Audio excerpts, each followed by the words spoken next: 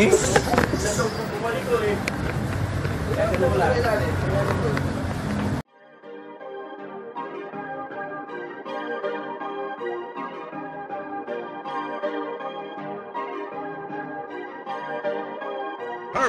Perfect.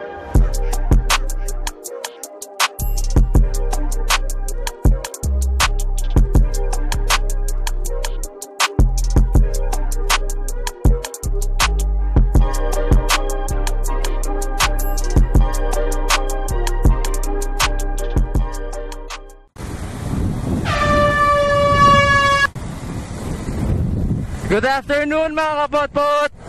Hello! What's up, what's up? Mr. Kalakal once again to bring you another vlog. And this afternoon, we're here at Marikina.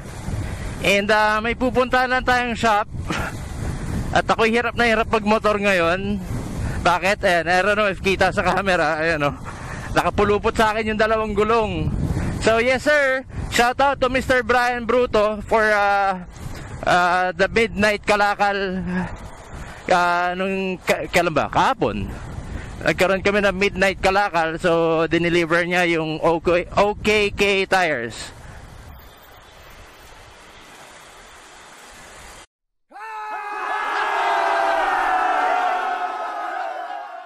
Dineliver niya yung OKK tires, so shout out to you bro, thank you.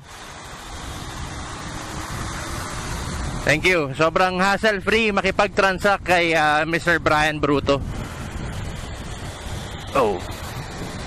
Okay. So, what I got is the OKK Dual Sports tires, which is ang kakabit natin sa front is 110/90/17, and for the rear it's 120/90/17. So, magpapatangkad tayo ng konti. And at the same time, kung kakayanin ng oras, diretso tayo kay RS Moto para ipakabit yung handlebar.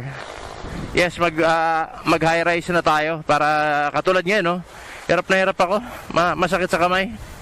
Pagka gantong tukod, lalo na may mga nakatali sa'yo. Alright, so guys, samahan nyo ako sa aking biyahe this afternoon.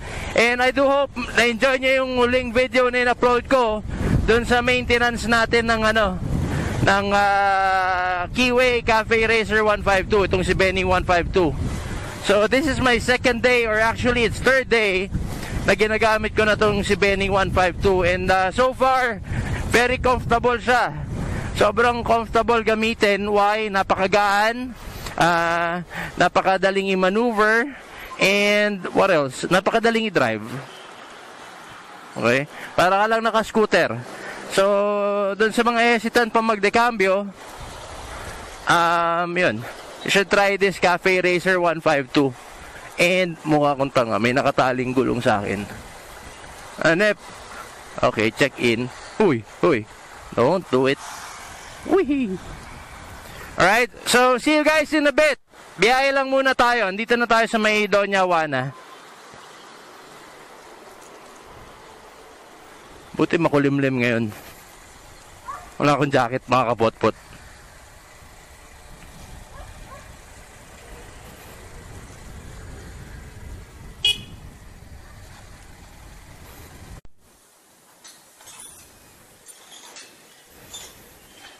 Alright boys, so dito na tayo sa pagpapakabitan natin ng gulong.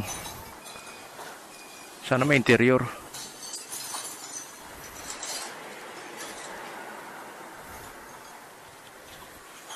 Ang hassle nito.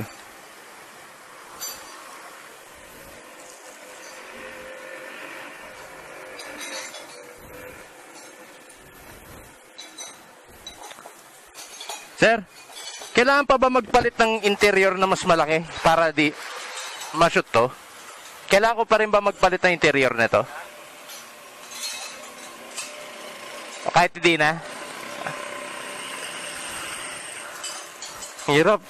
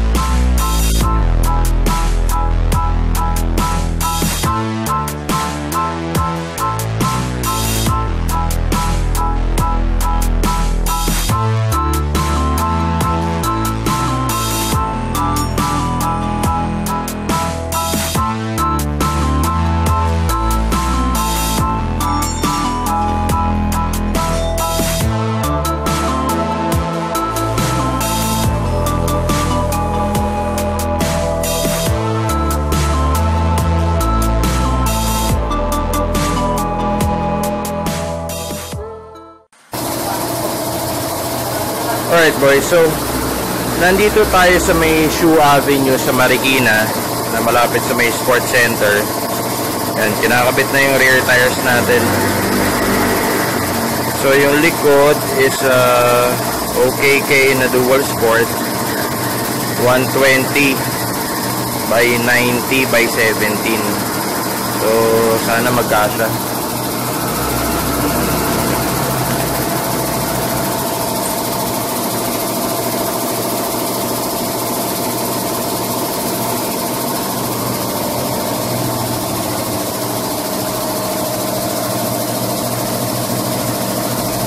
Okay, antayin natin makabit yung harapan para mamaya bigyan ko kayo ng walkthrough ng bagong gulong natin.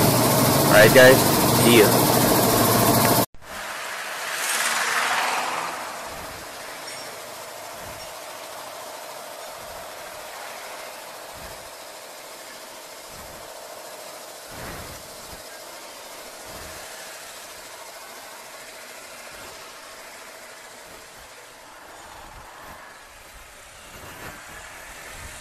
Alright,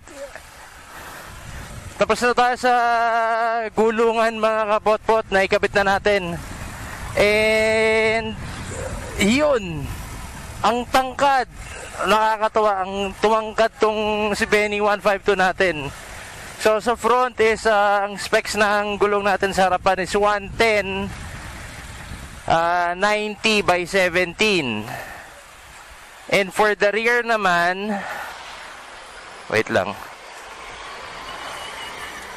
For the rear, it's 120 90 by 17. So, one size bigger tayo sa front and sa back. Now, diretso naman tayo kay RS Moto. Paano tayo ng palit tayo ng handlebar para mas deforms.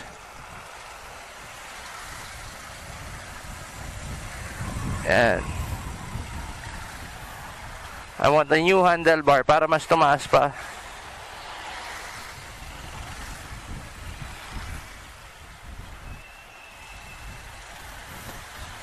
Ayan, no? Mas pati, mas yung hindi na siya yung magewang. Ewan ko yung magewang in a sense of yung ang hirap i-balance. And tayo kakaliwa dito.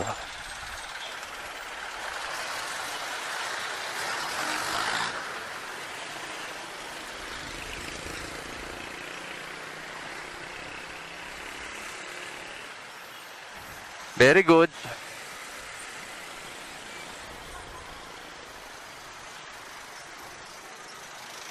Oh.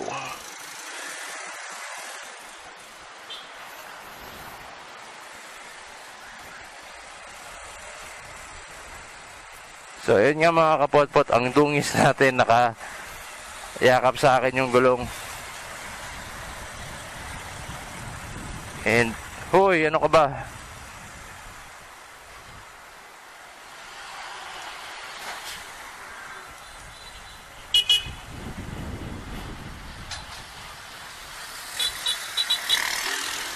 Yan, thank you.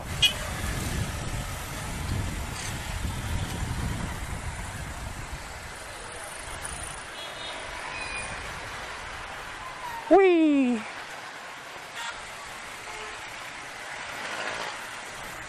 Grabe, sobrang enjoy itong si Benny 152. Alam mo, napalitan natin ng gulong. Hindi na siya payatot. Okay. Medyo hindi naman siya sobrang taba dahil hindi naman tayo nagpalit ng rim, mga kapot-pot. Ano lang, pinalabas lang natin yung form niya.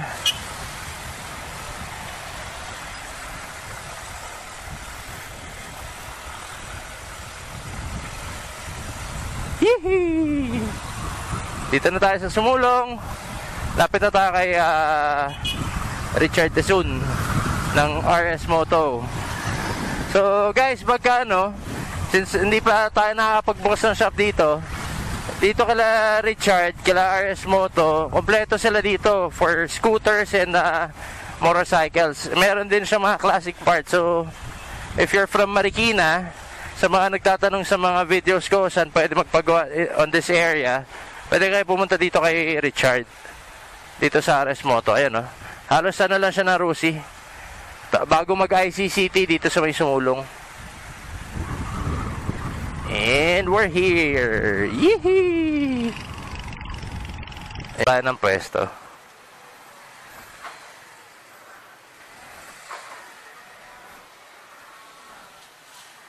Ayan, oh. Doon sa mga previous vlogs ko, may mga na-post na akong, or pinakita ko na kayo ng walkthrough ko nung meron dito sa shop ni RS Moto. So, yan. Mapalit na tayo ng handlebar. Okay? So, see you guys later. Alright boys, so we're here at RS Moto. And sa likod natin, ginagawa na tong si Benny 152. So, papalitan na rin natin ng handlebar. Binigyan tayo ng discount dito eh. Charot lang. Hindi. If you need your classic parts, dito lang kayo kay RS Moto pupunta. So, ayan o. Papalitin na ng handlebar. Charin. And by the way, ito na pala yung tires na galing kay Brian Bruto. Oh, ha? What do you think, boys? Yan nga lang, tanggal muna fender. Magpa-fabricate pa ako ng bracket para may kabit ko ulit. Then tatabasa ko rin yung fender para lumit-lit ng konti. Okay. And this is the rear. 120, 90 by 17. And sa front, it's 110, 90 by 17. So, ayan. Binabaklas na. Binabaklas na. Ito yung handlebar na ikakabit ni Richard. So, black para monochromatic look tayo. So, bye-bye, handlebar. So, yun guys. So, ito yung lumang tires. Antayin natin si Vico. Hanggang ngayon wala pa. So, by the way, those of you who are asking saan tong RS Moto, this is along Sumulong, beside ICCT and near Rusi. Okay? Tapat ng Petron. Just look for Richard. Siya yung may-ari nitong shop na to. So, yan. Kompleto sila dito, guys. Okay? I'll be back. Bye-bye.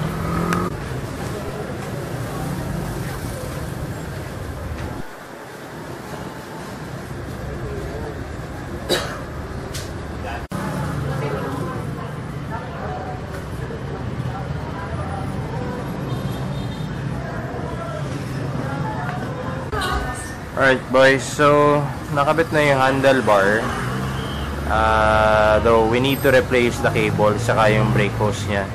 Yung brake hose na kinabit natin pang TMX. Then yung clutch cable nya is pang CG125. Kasi tumaas eh, saka lumapad yung handlebar natin. So naging bitin yung wires. Kailangan mo nang palitin yung mga yan. Okay? So yan, mamaya update ko kayo once natapos na itong ginagawa natin dito kay RS Moto. Alright? Ciao!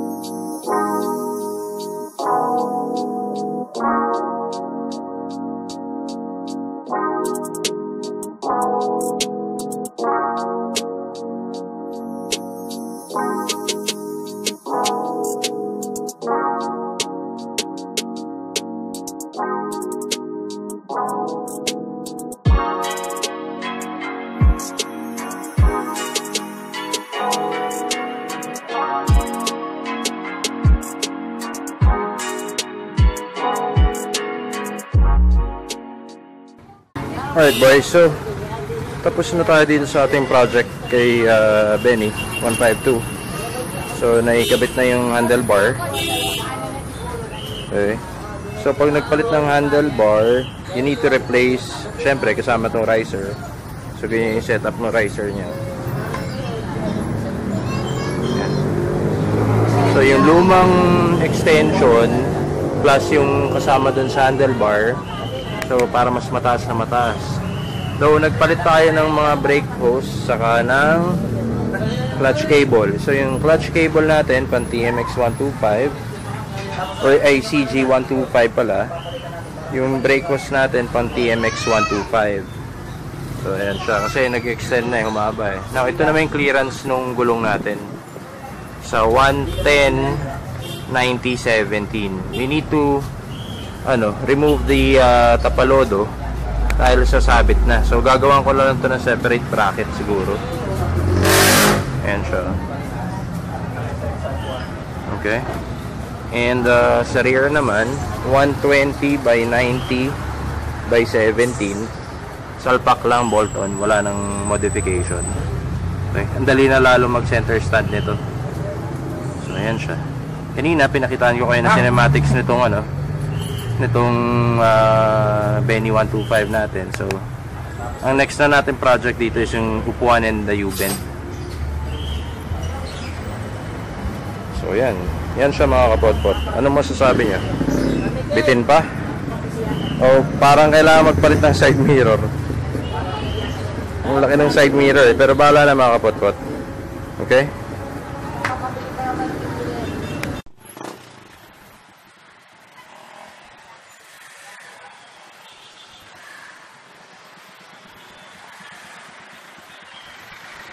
Pare, sunod ka mamaya.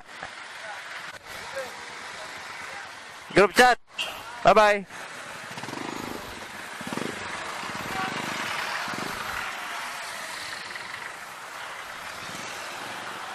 Kaliwa.